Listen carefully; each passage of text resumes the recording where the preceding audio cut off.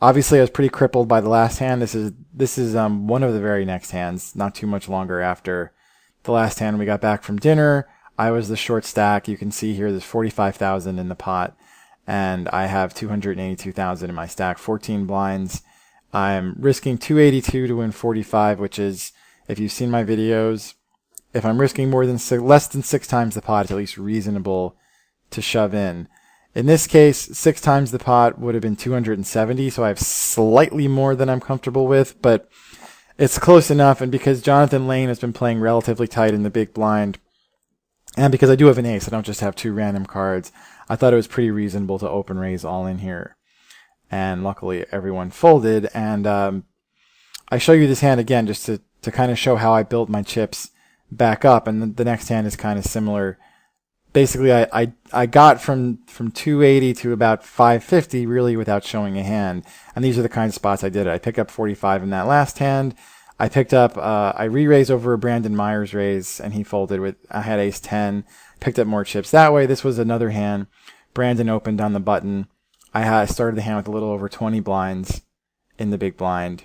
Jonathan mucks in the small blind, and the greater context of this action at this table is that Brandon's been opening with probably 65 to 75% of his hand. So I actually have a much bigger hand than I would even need to re-raise all in here, and that's because of the context. It's because Brandon plays this very aggressive style, which is not really a style that I personally can pull off a no-limit hold'em, but Brandon does it very effectively.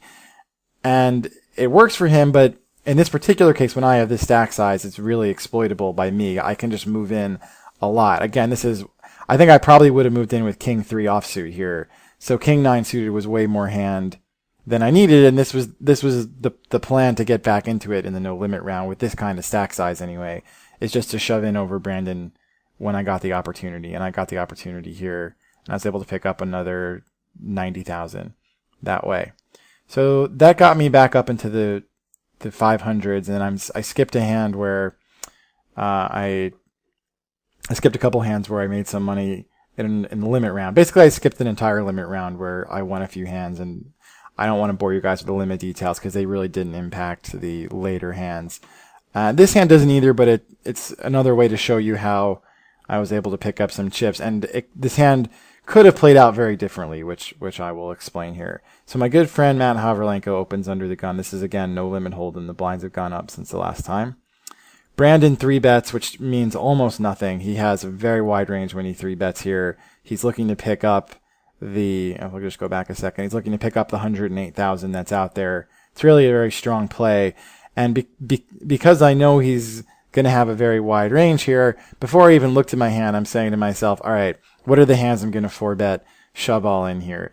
Definitely ace 10, definitely 2 7s. I probably would even go down to ace 8 and 2 5s and king jack or something like that, just because I think there's such a high probability that I'm going to pick up the 233,000 that's out there, and that's a huge coup at this stage of the event. I look down at 2 kings, and it's really not much of a decision. I could try to make a smaller 4-bet and make these guys think they have some fold equity when they come over top, but even a small 4-bet would be to like 220, let's say. And both these players are good enough to know that A, I'm not going to fold when they move in for that price after cold 4-betting all in, and B, that looks even scarier than a shove does. So I make the straightforward play of shoving all in. Matt gets out of the way, and Brandon calls immediately with 2 queens. And he was kind of not beating himself up, but kind of wondering later, did he really have to call with queens here? And I told him, of course you do. I mean, he says he knows I'm never light there, meaning I never have jack deuce, and that's true. But queens crushes my range in this spot, and it's just unlucky for him that I happen to have 2 kings, and the run out worked out well for me.